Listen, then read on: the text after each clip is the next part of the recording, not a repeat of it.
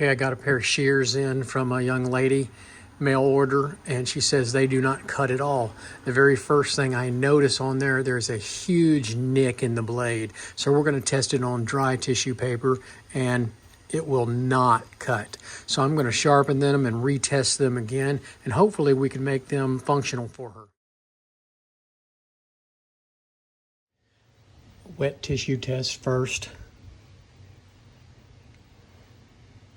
Got the nick out, cutting wonderfully. Try some hair next. Try some hair. Perfect. Cuts to the tip. Not pushing the hair. Wonderful.